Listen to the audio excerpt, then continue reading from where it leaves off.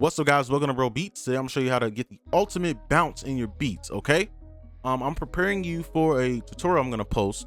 All right, because I'm gonna explain this in that tutorial, but I want to have a specific video people can come to learn it instead of skimming through the video or skipping to the timestamps to learn it.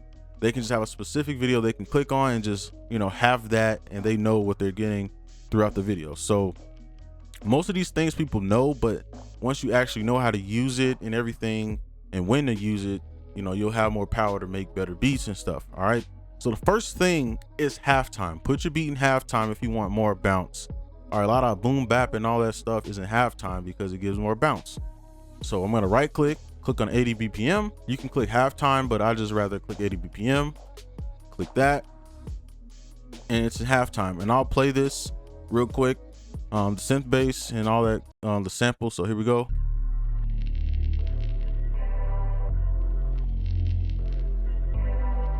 All right, so that's what we're working with, the sample and all that good stuff. So the next part is your placement. Now you already know this if you watched my last bounce tutorial. All right, so you're basically gonna do something like this.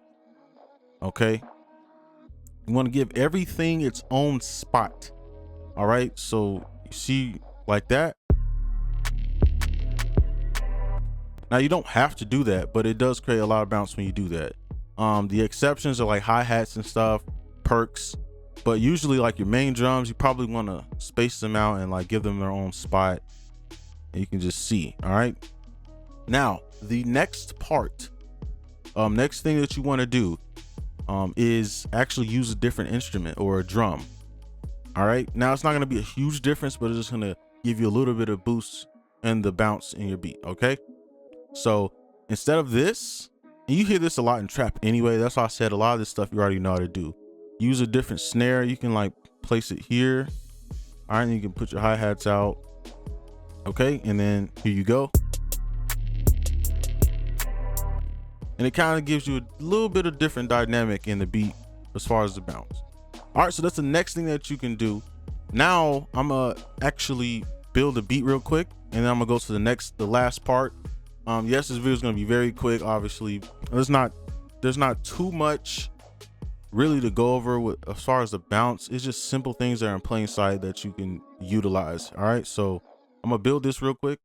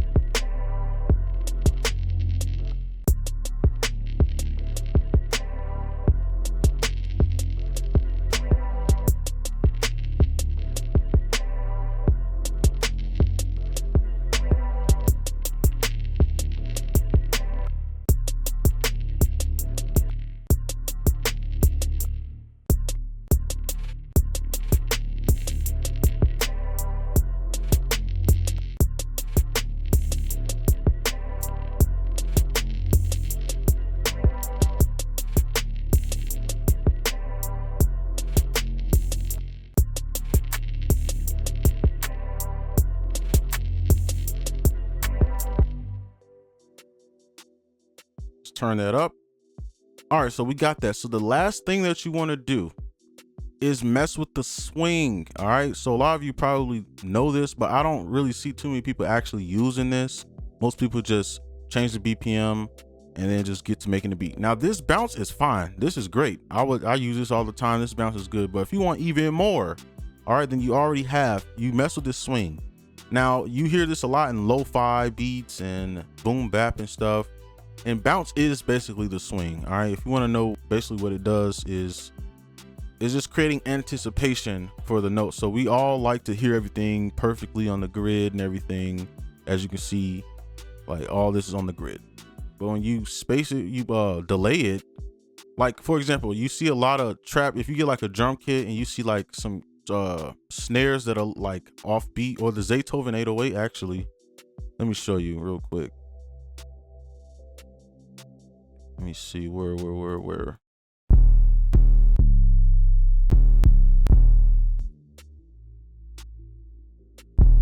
Load that up. You can see there's a delay right there. All right. It's create anticipation. That's part of the reason why the 808 is so good. Because you want to hear it on the grid, but it's going to create a slight delay, and then it's like pleasing to the ear when you finally hear it. So that's basically what it's doing, is just delaying. Let me make sure it's on beat. So it's just delaying it. All right. So when you do the swing, it's doing that too, but it's kind of giving it a different rhythm too, though. So let me do that.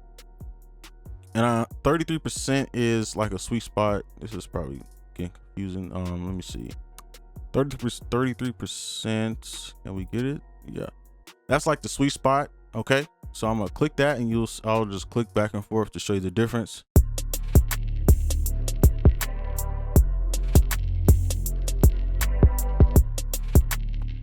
Now if you go anything above 50, it's gonna get crazy, but it still works. So I'll go above 50.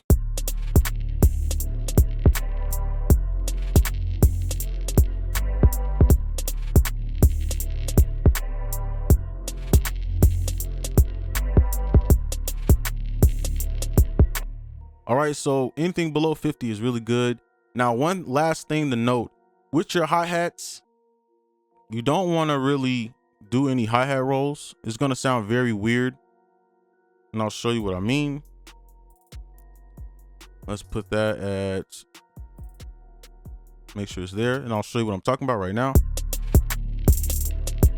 You see it's just off because it's a different rhythm, right? And then the hi-hats aren't gonna go perfectly on the grid.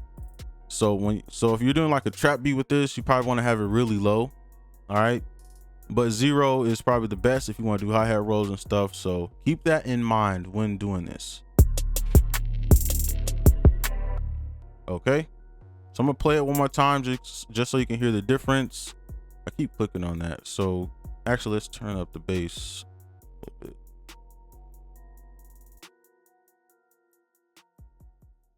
All right, so I'm gonna do 33 and then, go back to 0.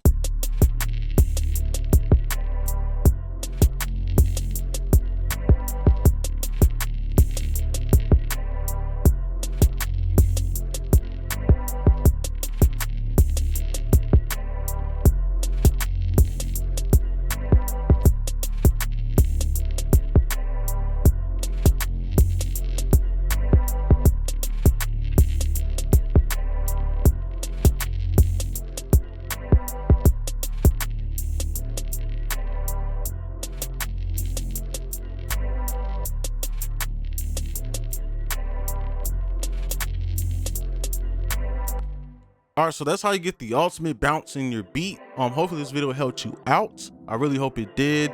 And it's gonna help set you up for the next tutorial that I do. And like, comment, subscribe, and I'll see you in the next video. Peace.